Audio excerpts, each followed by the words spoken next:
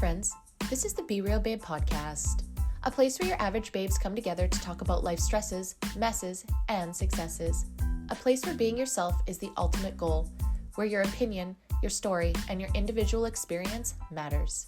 Join me, your host B, and my guests for real and raw talks every week, laying it all out there so we can all help each other learn more, grow deeper, and evolve collectively. Now keep in mind, as a disclaimer, no one here is an expert and no one is giving any advice.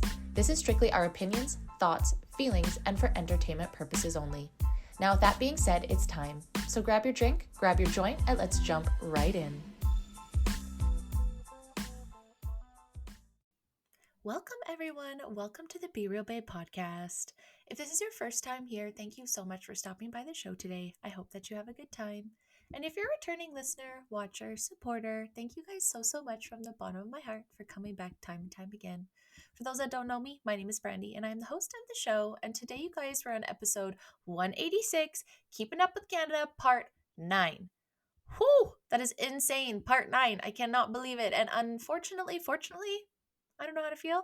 It's the last one of the season. I can't even believe it. And I'm on my own today, guys, because we have been pumping out amazing interviews. And I just thought, you know what? I'm just going to hit this one with myself.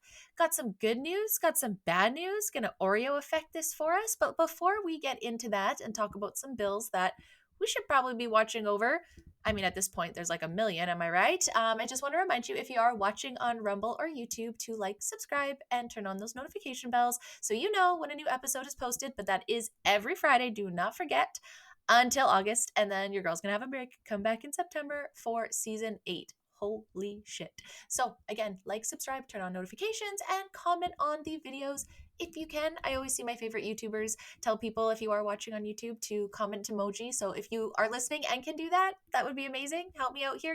I get really excited every time I get a notification on YouTube, just trying to rebuild that nightmare. But anyways, guys, so if you are listening on Spotify and Apple, you can also turn on notifications and follow me there and leave a review. That also helps me.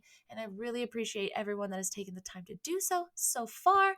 And on social media, even though that is a very sensitive subject for me, and I will update you guys in the season finale about what is going on there. But you can find me for now at the Be Real Babe podcast on Instagram and Pinterest, and you can also find me at Be Real Collective for now on Facebook. But we're struggling over there, guys. So make sure to follow if you can. Shoot me a message.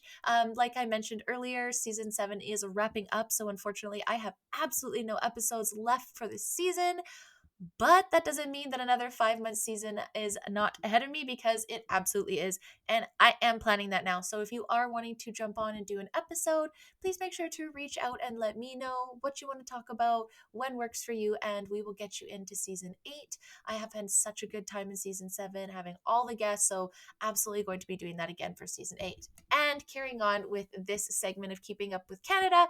But let's finish with number 9. So as mentioned, I'm going to do like an Oreo kind of effect here, where I'm going to give us some good news and then some bad news and then some good news to finish off, and just kind of Oreo cookie that negative one in there. Again, with some of these bills, again, you guys, I am just an everyday Canadian, just working hard to try and give Trudeau all my money. Allegedly, don't sue me. And this is just what I'm reading. Now, I have never claimed to be any sort of political commentator or understand politics or economics or any of those things. I'm just a basic Canadian being like, what the fuck is going on, you guys? And like mentioned in past episodes, I just think if we could start talking about this more, then maybe we can all learn more. I hate not understanding this shit. And you guys, I absolutely hate listening to Parliament stuff. Like, it's so boring. I literally wanted to fall asleep doing research for some of this. So I understand why most people have no desire that in their spare time to look at this stuff, because I don't want to either. And I'm not as busy as some people. So, I totally get that. So let's start with the first one. So now, if you guys remember, in the last episode, I had Torva and Donovan on, and what Donovan was talking about was Bill C-47 that has now changed natural healthcare products to fall under the same as pharmaceuticals, meaning that they're going to have a lot more regulation, a lot more things ahead of them for just mom, pa, herbalists, our next door neighbor witches, all those people that, just love making natural stuff at home and helping others. And to be honest, like we said, we should have the choice.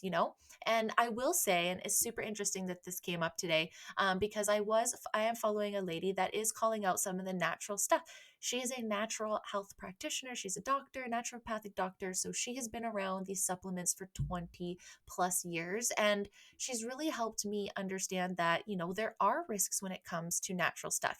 Everything you take could have a risk. And so to be very aware of that.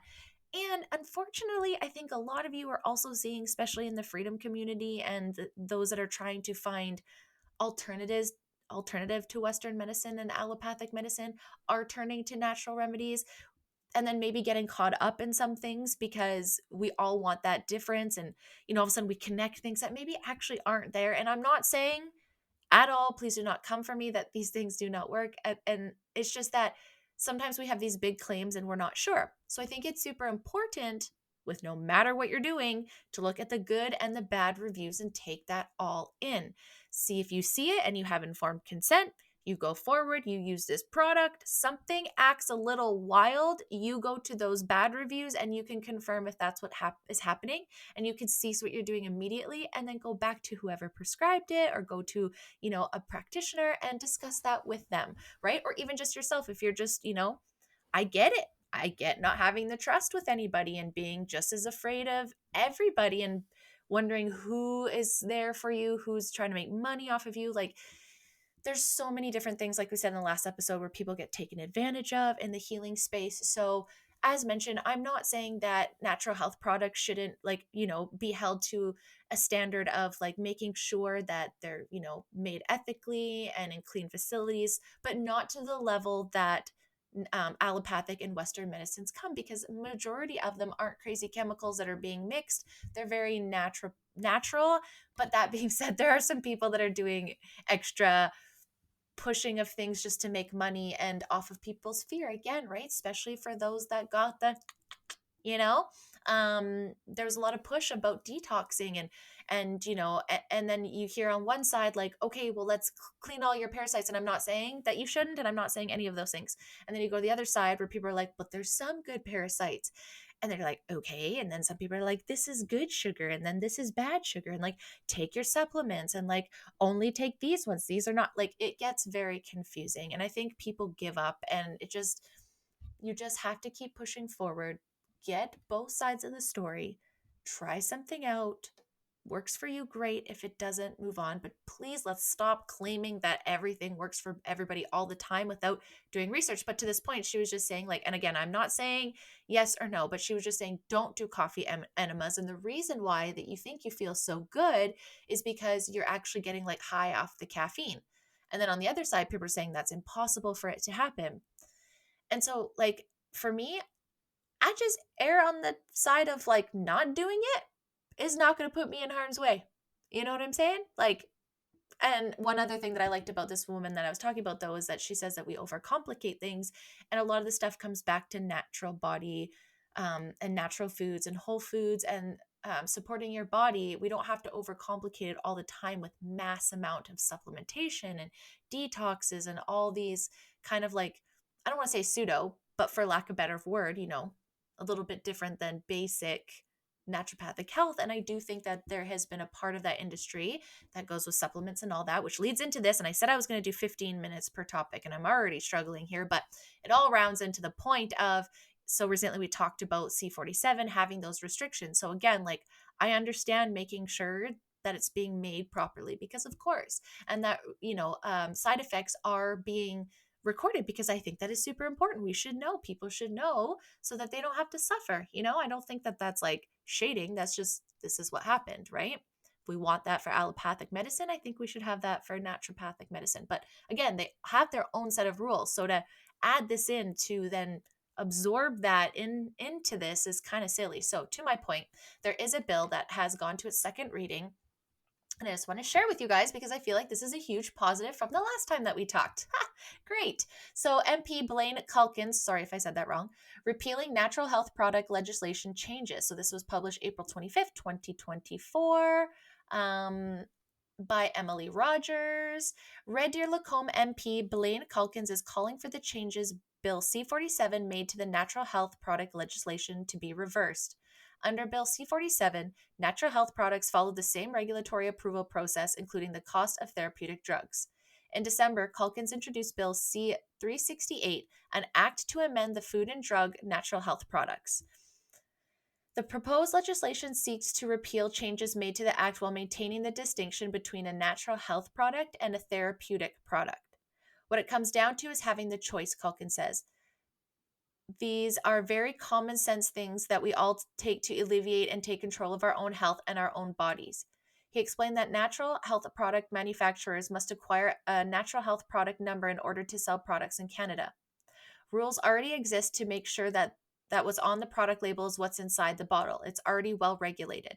If you have to pay hundreds, if not thousands of dollars to get something approved the way you do a pharmaceutical drug in this company, then you're basically going to shut down and wipe out large portions of our business, which is what we talked about in the last episode. So if you didn't go back to the last Keeping Up with Canada, have a look at that one.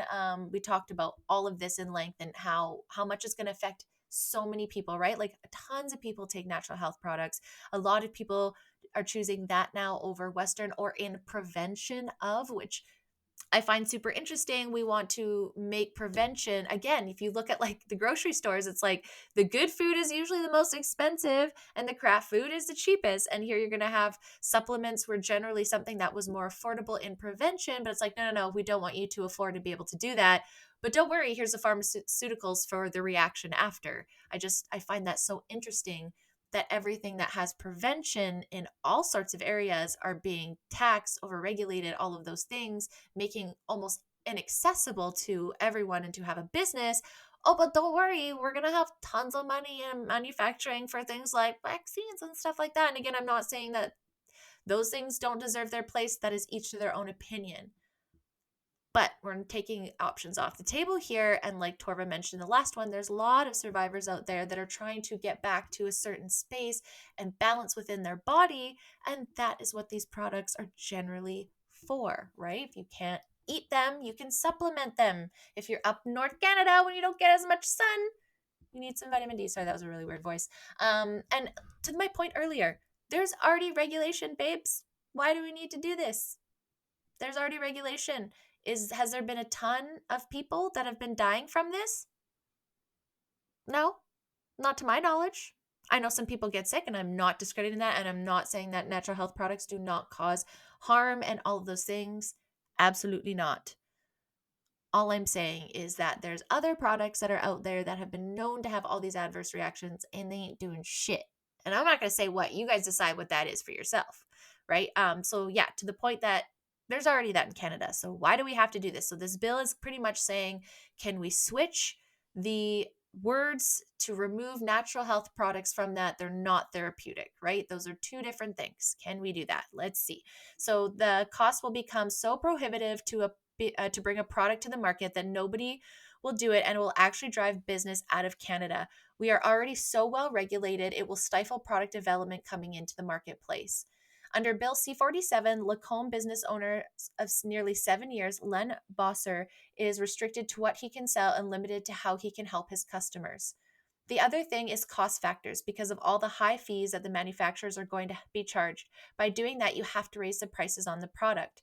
Customers are concerned that these products, because they depend on these products. Exactly. We want to fight back and protect our decision to heal our body and the way we want. And I could not agree more, you guys. Sorry, looking at the wrong camera. Who am I? So I think this is an amazing one. And as always, guys, you guys can go to the website, the Parliament of Canada. I've been spending way too much time on this website and I still do not understand it.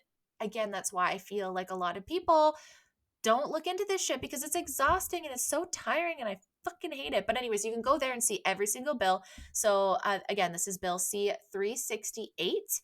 And ways that we can help with this, guys, is mail your MPs, email them, let them know, like be in support of them, follow the people that are putting this forward and show them your support, ask how you can help, right? So every time there's a bill up here, you can see its progress, the details, you can look at the bill itself, see who the sponsored who's a sponsor. So like we said, that it's Blaine Culkins. This is a private member's bill. And so you can see its current status. So the first reading was December 5th, 2023. The second reading was just recently, May 29th, 2024. And right now it is sitting in consideration in committee. Again, still learning these things, guys, so I'm not entirely sure. But after that, I believe if it goes through that committee, it will go to its third reading and then get passed off to the Senate for its third reading. Like, there's so many steps, which good, bad, indifferent, we don't know. But again, what you can do is go to this and you can pull up the first reading, and it's just showing the summary, which is this enactment amends the Food and Drug Act to provide that natural health products are not therapeutic products within the meaning of that act and therefore not subject to the monitoring regime as other drugs. So that's essentially it. Nice, cut and dry. Let's just change that. Let's just remove that out of there. Again, it all comes down to the wording, right? So again, natural health products are under natural health product regulation. So they already have their shit. We don't need to add on this. Okay, that's 15 minutes on this one. So guys, again, Bill C-368, go and let people know this is the bill we want. We're in support of this. We want to make sure that natural healthcare products are remaining available to everyone, and let's not get rid of that. If you don't want to take it, that's fine. That is totally fine. But understand what changing wording in things like this does. And wouldn't you want the option? Could you imagine roles reverse and we're like, you can't have your Western medicine or allopathic medicine. Too bad for you. Deal with it. You only get the stuff that we are offering. And that shouldn't be it. And it's makes me a little pissed that I finally get into this shit and they're just banning it like crazy, like Murphy's Law. But anyways, guys, so there's the first one. Okay. Now let's do the sandwich. This one will probably take me a little bit longer, and I'm sorry. And to be honest, I'm a little bit worried about saying some of these words that have to do with this next bill, because every time I talk about this shit, I got in trouble on some sort of platform. But let's give it a try and see if we can get the new page banned. So again, this almost put me to sleep today. Okay. I see why people don't get into this. I am just reading the surface, please. I think it's very important that everyone goes and checks this bill out and you guys decide. I am very confused because a lot of it is being presented in a way that I completely agree with. And then they drop one or two nuggets that ties back to the WHO, and I'm all like, this is where I lose trust. And again, I feel so lost and confused when it comes to this bill. So I'm really just going to highlight some things that I found was interesting. And again, in these episodes, I just want to encourage you guys to go and look at this. I am not claiming anything, but I'm going to read you guys what I found. So this one is Bill C-293, an act respecting pandemic prevention and preparedness. We all know, if you've been around here, how I feel about this. So this is on the Children's Health Defense.ca website. The House of Commons has passed a bill seeking to help prepare Canada for the next pandemic. Okay, two things real quick. And this is just my first thoughts. One, as far as I know, this is the first pandemic that's ever been this size. So why are we saying next pandemic as if this is something that we're just going to be doing all the time? Second to that, apparently we already had shit. Allegedly, we already have something in place and people don't do stuff. So this is another thing that I've really tried to understand about this stuff. Like, it could be written in law, but if no one's enforcing it, doesn't really fucking matter, does it? Right? So it's like, okay, cool. You were supposed to provide, allegedly, there's already something like this that is supposed to happen, and it was supposed to happen after SARS. They're supposed to meet to talk about what a pandemic preparedness and plan would look like so that there'd be less impact on the entire world. And that never happened. So when I was watching this in Parliament, it kind of blew my mind that there's already stuff in place for this kind of stuff, and we're just adding more words and changing things. I think to make it even more muddied, even though when it's being presented that we want more transparency. And this is just where I get confused. And then I feel like I'm being gaslit, because when the presenter of this bill presents it, it really feels like, you know what, we really need to have everybody on board if this happens again, like, and I like that because I feel like they got away with a lot this last time, or a lot of people weren't as critical because they're like, we've never been through this before. This is the first time we're seeing something like this. I'm going to have grace. And you know what? I did too. Like, I'll definitely say I was one of those people, and I still probably a little bit, still not really, but at this, I can kind of get it. So if there is something that is in fact transparent and we, the public, know about it so that we can then hold people accountable, great. But that's already out there and that's not helping. And we already know that they just retract whatever they don't want us to know. So putting this into law and doing all this stuff, like, is it really going to help? Again, I don't know. I'm not an expert. These are just things that I want you guys to understand. So if we do go through this again, we're paying attention a little bit more, because I think we're all hyped up, and rightfully so. And look at all this stuff. So Bill C-293, the Pandemic Prevention and Preparedness Act, passed the third reading on June 5th, 2024, with 164 votes in favor and 144 votes against. The Liberals, NDP, and Green Party, not shocking, all voted in favor of this new legislation, while Conservative Party and Bloc Québécois voted against it, which, honestly, we really? Quebec, you're finally getting on board here. C'est magnifique. I'm also just putting words into this article, by the way. This is me paraphrasing this article. What no one seems to be talking about is what was voted out of the bill, specifically a clause ordering a federal view of handling of COVID-19. The Minister Health of I don't know if I'm going to bleep that out. I'm going to not say that word going forward. The Minister of Health was required to establish an advisory committee to review the response of the pandemic in Canada in order to reduce the risk associated with future pandemics and inform a pandemic prevention and preparedness plan. Fuck me. Pandemic prevention and preparedness plan. Why do I feel like I'm living in a fucking nightmare? The PPP. We're going to check out that PPP. This was voted out and replaced with the health minister, who now just needs to work with a few other Liberal ministers to develop the plan, thus removing all independent oversight. You see what I'm saying? These motherfuckers. See the difference between the first reading and the third amendment reading here in the very first paragraph of each. Again, exhausting. I hate doing this. It hurts my brain. I get so confused at the end. But this is why we vote people in that are supposed to be smarter than us. How can the federal government in good faith vote in new legislation for management of future pandemics while completely dismissing the opportunity to gain valuable information and evidence on handling and mishandling the previous pandemic? And agreed. And the thing that bothers me, I think, the most, get my French hands here for those that are watching, is, again, being a super nerd that likes to data collect and to understand stuff to improve. How the fuck are we going to improve when we haven't looked back at what the shit happened last time? We're seeing the effects of it. Some people are just ignoring it and being like, oh, I have no idea. But y'all, this is what we were saying when we're like, okay, cool. Yeah, this is probably not great. Do we need to shut the world down? Because this is going to fuck us for the longest time ever. It is. It's doing that allegedly, supposedly for entertainment purposes only. Please don't sue me or kick me off this platform. Please tell me, are we doing good, fam?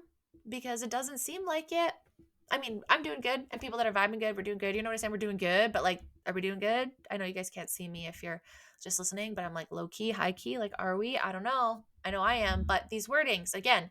So going through this bill, and I'm watching these videos, and I'm watching this guy, and I'm like, for a liberal, no, I'm just kidding, not trying to label, but I was like, you know what? Like, yeah, you're fucking right. We should have had more things in place.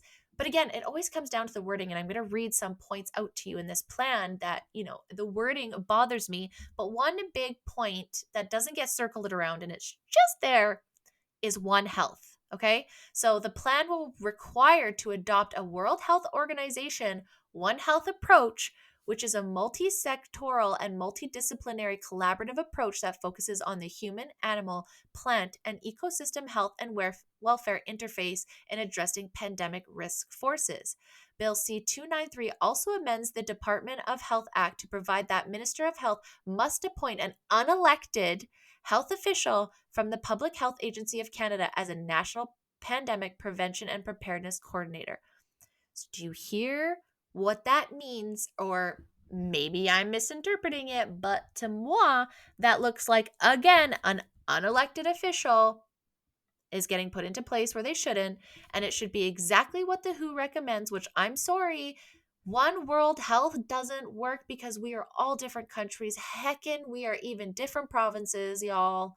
So how we think that what's going to work in British Columbia, Canada, to Newfoundland, to Texas, to fucking China, to fucking Australia, I'm not sure. But my guess is that a one world plan is probably going to not work, right? Like, and again, what makes me scared is, to me, this sounds like the ability to just shut everything down at one time and nobody has control or say. And it sounds like that is what is being pushed.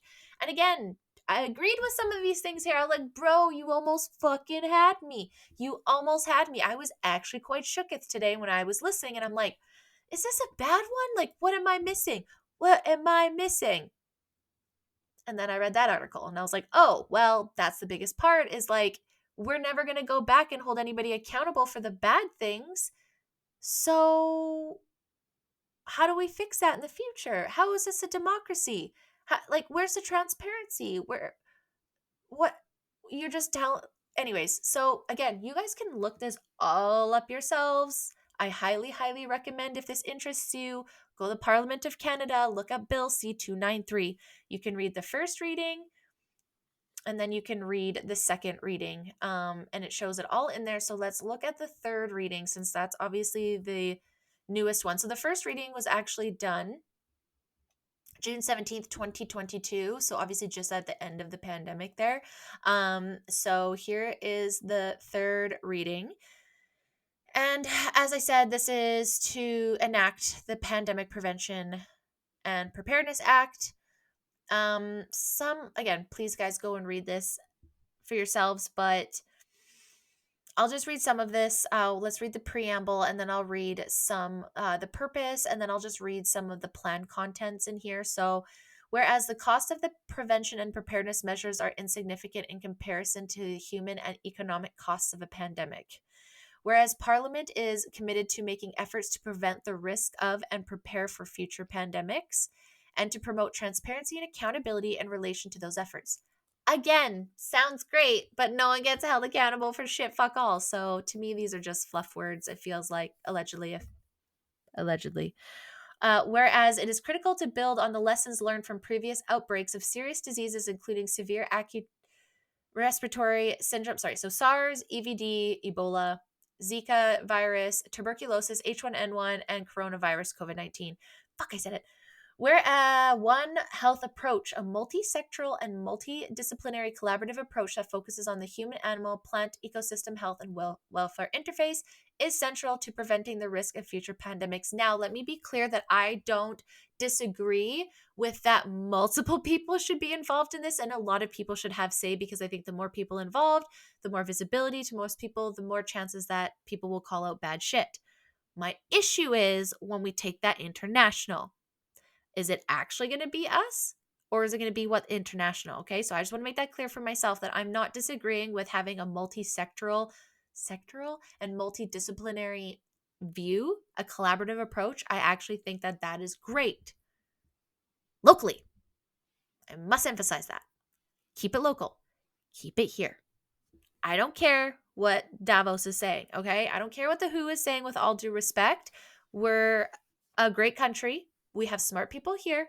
We can rely on the, well, we can't, but you know what I'm saying? Like, we can get research. We don't need it from them. We can obtain it. We can talk to people. We don't need them deciding when we know how well they did not handle the last one. You know what I'm saying? So this approach, again, it sounds really good. We're going to have, all these people in places, all these levels of government. It's going to be local to provincial to federal. It's going to be a joint collaboration. There's going to be accountability. There's going to be plans in place. We're going to review these plans to make sure that we're protected. We're going to look at the risks. None of these things sound terrible. But you lose me again with the One Health and the One World thing. That's where you lose me. And where you lose me more is when you're loosey-goosey about whether that should remain local or that should be global. And again, this is just what I'm saying and seeing. I am aware that there is plenty of information that I may be getting wrong, reading wrong, understanding wrong, or not have seen at all. This is why this is an open discussion, and I want to have discourse with you guys about this. Okay, so again, not gonna lie, sounds good. Don't love preparing for a future pandemic, because let's hope fucking not, because in my opinion, that's not what we should have done. So, but it sounds good. traceability, transparency, accountability into how they're preparing for that. But you know, if you've been around here, you know. So the plan must, I need to wet my whistle before I can spit out all this bullshit. I'm just going to, again, read a couple of them because I think some of them are great. You go read the whole thing yourself. I was doing 15 minutes. I'm almost there. So set a summary of mitigation strategies that the Minister of Health intends to implement in order to prevent the risk of and prepare for disease outbreaks that could lead to pandemics, as well as projected timelines for implementation. Okay. Identify key drivers of pandemic risk and describe how Canadian activities, domestic and abroad, can contribute. As long as we're realistic and factual, I don't see a problem. Again, they'll find a problem. Ensure sustained collaboration between the Minister of Health, provincial governments, and Indigenous communities into the development of the plan in order to align approaches and address any jurisdictional challenges, including with respect to the collection and sharing of data. Great, don't disagree. Provide for training programs, include like training for all levels of government. I don't really know that we need training because I'm really hoping we don't do this again. Maybe it seems like a waste of money. I don't know, maybe just have a plan in place and enact it and just have it in place. I don't know if we have to train for this personally. Maybe I'm reading that wrong. Support local public health and primary care capacity buildings. Agreed. Public health and primary care. That is great. Let's put all of our time and energy into those places. Identified preparedness strategy for public health services, including protection of vulnerable and marginalized population. Great. Working conditions for essential workers across all sectors. Great. The availability of management and relevant stockpiles, including testing equipment and personal protective equipment. Again, this is where things start to lose me because there's been so much that's come out that says, for the most part, whatever everyone was using, unless you're N95, you weren't really doing anything anyways, allegedly. Don't sue me. Don't kick me off of YouTube. But you know what I'm saying. So again, these things is where I start to go, provide for the establishment and interlinking of surveillance systems for infectious diseases in Canada and for infectious diseases of concern outside of Canada. Don't like that one. Arrive scam or all those things, like, had that work for all of us? What happened the last time we had some sort of program to watch us, right? Like, where did all of our money go there? If you don't know, go back a little bit to Keep It Up with Canada's ago, episode part 7 with me and Hales. Go back to that one. We talk about that. Right. So communication of risk to the public. Communication of risk to the public. Let me repeat that one more time. Communication of risk to the public. So they get to choose and decide, which I'm sure they already do to a degree, what people get to know about. And how much do you want to bet that there's going to be measures put in place to silence the fuck out of anybody that says anything disagreeance? You know, this is where I worry about, again, these little lines. And then they blow the fuck up and all of a sudden we're losing everything. Okay. So just want to end with this little bit here, the considerations. So when establishing the plan under subsection or when providing the required information under subsection 2, the Minister of Health or the ministers referred to in subsection 2 as the case may be must A, use a multi-sectoral and multidisciplinary collaborative approach known as a One Health approach that focuses on human, animal, plant, and ecosystem health and welfare interface. We've already said that. Take into account the best scientific information available. They pick and choose what's available. Remember that. Leverage international expertise by using internationally developed metrics for pandemic prevention and preparedness when applicable. So we're not going to say that we're international up at the top there, the One Health approach, but you get down a little bit more and it's leveraging international expertise. Really? Because I don't think you really took that information from other countries. I think you took the information from the places that you wanted to, but the places that did not follow those rules, that were doing just fine, you didn't give a shit about those places. You only pick and choose the information that you see and the scientific information that you'll accept. I mean, hell, province to province, it's different. Still, BC is still under mandates, y'all. Like, again, we've talked about this a few times. This is my favorite one. take into account the recommendations made by the advisory committee following its review of the response to the COVID-19 pandemic in Canada, which they removed on third reading. They don't want to be transparent about what they did in the pandemic. They don't want anybody to know, but they just want this to go through so that they don't probably have to ever explain this to us, because they're having a whole department and a whole thing take care of this. So again, I get real turned up and weird when I read this stuff, and I'm like, I don't know. Like, again, I don't think it's probably going to be good. I try not so hard not to be a pessimist. I try so hard to see the positive, but it always seems like it comes down to wording and how they say that and how they umbrella things and how they pick and choose what scientific information. They pick and choose these words and all that. So let's keep an eye on that. I mean, fuck, it's going to, like, it's going, like, it's on it. It's had its third reading, you guys. It's pushing. So we'll see if it gets, I think it's got to go through Senate next. Let's see. And another part that I want you guys to know as well is that you can go to these readings and you can actually see who voted for them. So if you want to know the people representing yourself have voted for these bills, you can go there. So basically, you can look up the bill. You can see it's, oh, yes. Okay. So sorry. It's already gone through the Senate. So it's on its second.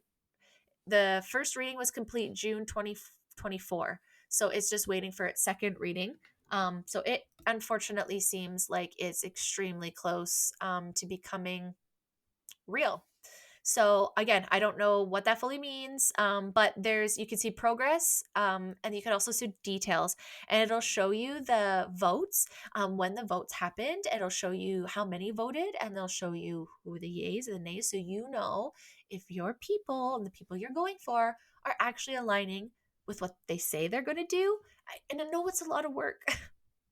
I know it's a lot of work, but we got to do it at some ways. So if we all just tackle a little bit, maybe we can get somewhere, right? So if look into the bills that matter to you and see if the people that you want to vote for are aligning with what they're saying and what aligns with you. You know, if they say on the outside, like, no, I'm not for that, I'm not for mandates, but they're pushing through this prevention thing without much pushback of being like, yo, let's see how we did the last time first before we push this in.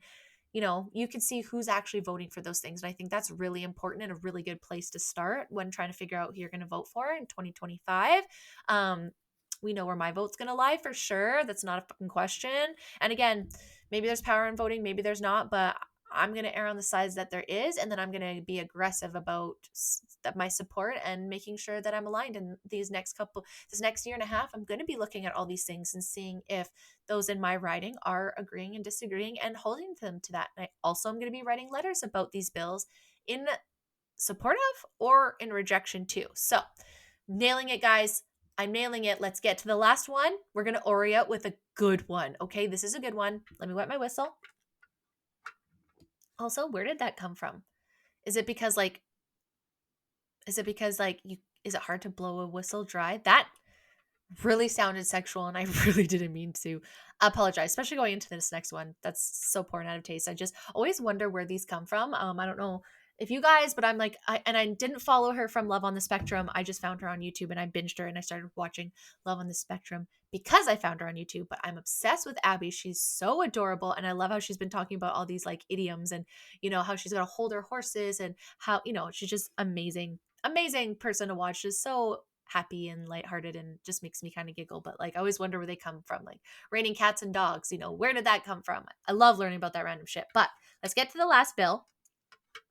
And this one's a little bit old, to be honest with you guys. I was actually going to do it in the last episode, but then things progressed with the bill that I was talking about with censorship. So I wanted to jump in on the haterade train for the government for the last episode and leave this one for this one and do my Oreo effects. So amendments to the criminal code and the Sex Offender Information Registration Act. So this isn't too long, so I'm going to read off most of it because I think a lot of this is for the positive. Hopefully, take everything what I fucking say with a grain of salt because you just don't know. But on October 26, 2023, Bill S-12 received royal assent and became law.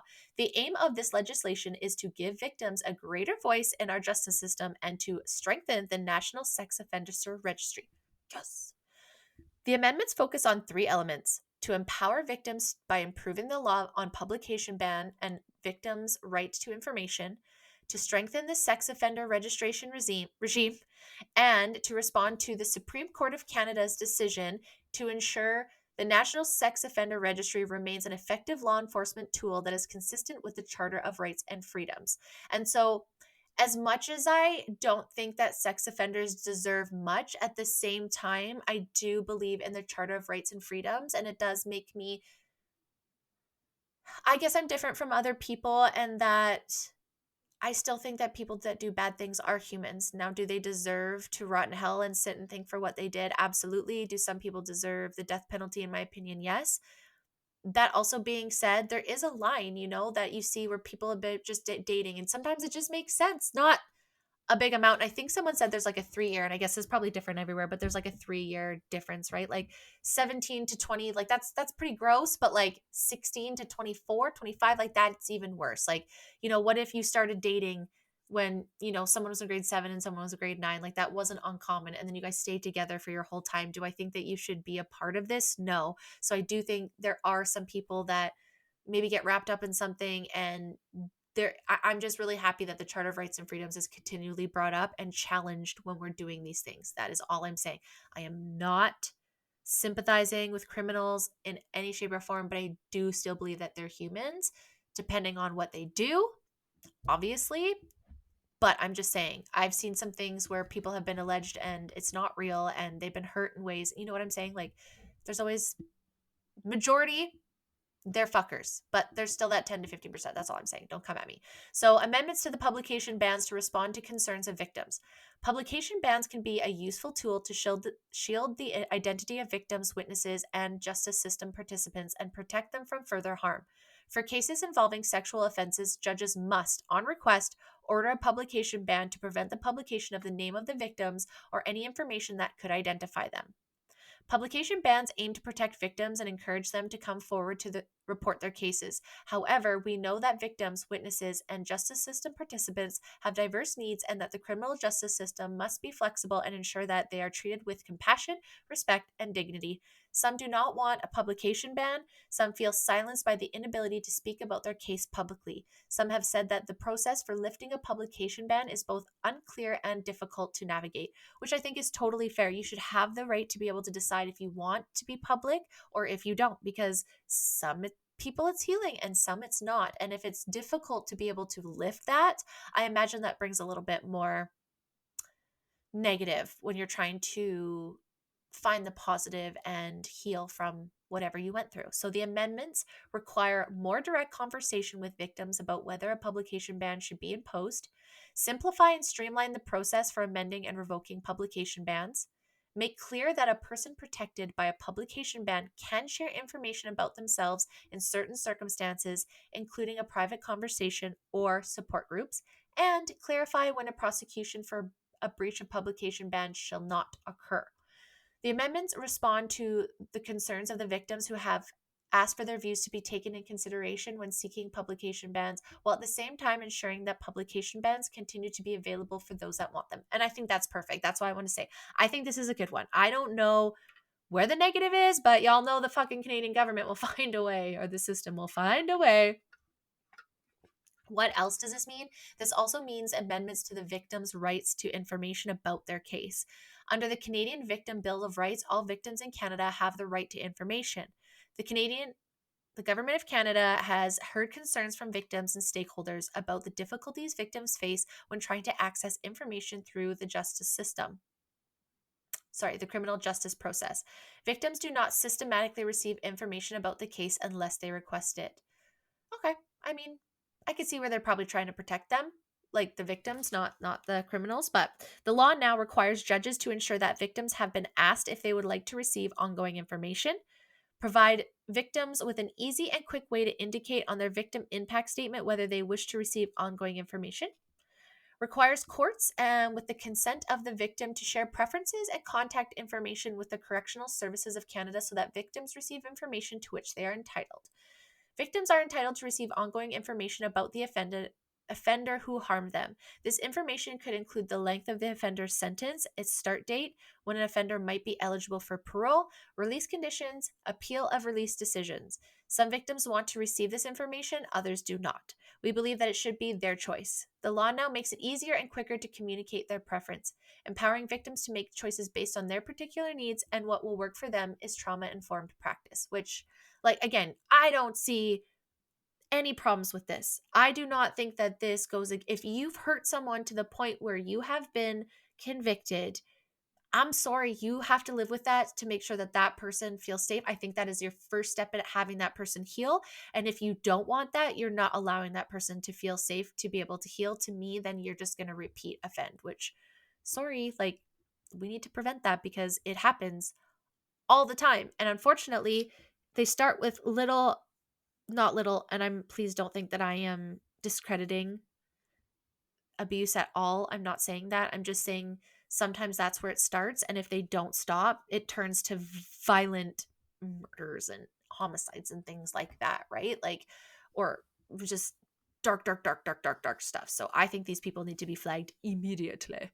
Immediately. So a little bit more about this, and we are done for this episode, guys. We're doing so good. So amendments to the National Sex Offender Registry. On October 28th, 2022, the Supreme Court of Canada issued its ruling in R versus, I'm sorry, I don't know how to say that name, Lovu.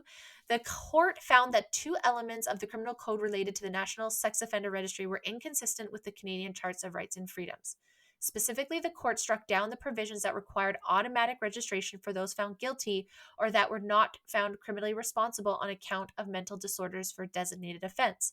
The court also struck down the provision requiring mandatory lifetime registration for those who are convicted of more than one sexual offense at the same time. The court found that the provisions are inconsistent with Section 7 of the Charter, which guarantees everyone the right to life, liberty, and security of person. These legislative amendments respond to the court's decision by making the following changes to the criteria for automatic registration of National Sex Offender Registry. So, automatic registration for child sex offenders sentenced to 2 or more years in prison. Yeah. Repeat sexual offenders. Yep. Any offender who has previously been ordered to register on the National Sex Offender Registry because of a conviction for a designated offense. All other offenders are required to register unless they can demonstrate that they pose no risk to the community. Limit lifetime orders. Judges are able to impose a lifetime registration for sexual offenders who are found guilty of more than one offense at the same time if the offender poses a risk of reoffending. Other requirements.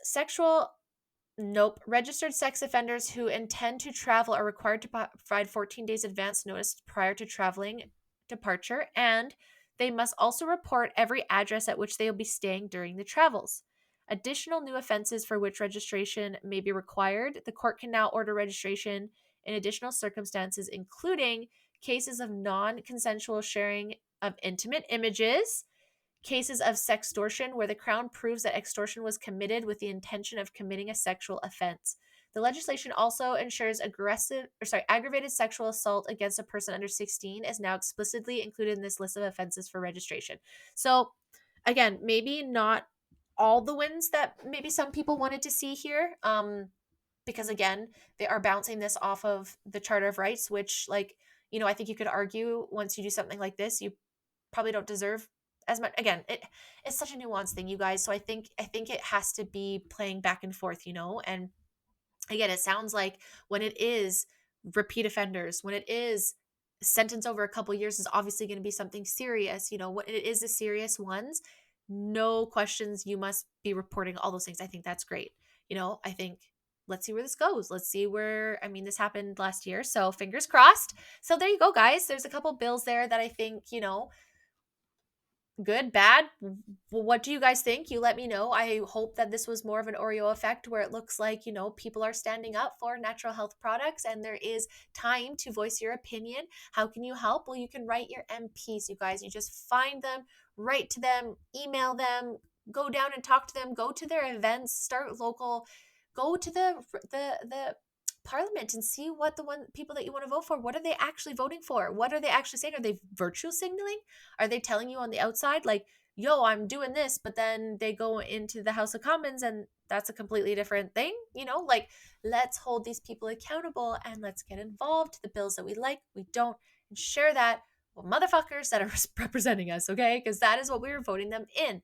And we can't be upset about it going like we can, but we also have to have self-responsibility and get involved if we're not happy. And some of this shit makes me happy, and some of it I'm really questioning. So I'm very excited to take a pause from the podcast because I think this is a good time for me to then write these letters, and I'm not saying that I can find time. I'm sure I can manage it a bit better, but I think that'll be a really good break and then come back and show you guys all the ones that I wrote about and all the things, again, that I feel that we can do and we can try. So I hope you guys like this episode. Again, it is the final Keeping Up with Canada of the season. I cannot believe I am saying this. I cannot believe we just celebrated Canada Day once this posts, and I'm on the final stretch of season 7. Thank you guys as always for supporting, listening, watching, sharing, doing all the things. I know it just takes a second, and I know sometimes it's super annoying and you forget, but if you can, just reminding you to like, subscribe, turn on notifications, help your girl out, share the episodes, comment, do whatever you can to let me know that you guys still want me to do this. I assume because you're still listening, but think about it as like a little nice pat on the butt or the pat on the forehead, like, you're doing good, girl, you're doing good. Or like, oh, baby, you got this little pat on the butt. That's what comments, shares, likes, all that is for us creators. So thank you guys again so much for listening. Make sure you're keeping up with Canada over keeping up with the fucking Kardashians. Make sure you're going to know what's going on in your backyard. Try not to focus too much on what's going on in the rest of the world. Focus what's going on inside your home, inside your heart, inside your soul, inside your mind, and what you can control, while also being aware of what's going on there so you're not sidelined when something big happens. But again, guys, thanks always for the support, for listening, for loving, for all those things. And until next time, guys, bye. Oh, shouldn't probably finger gun stuff.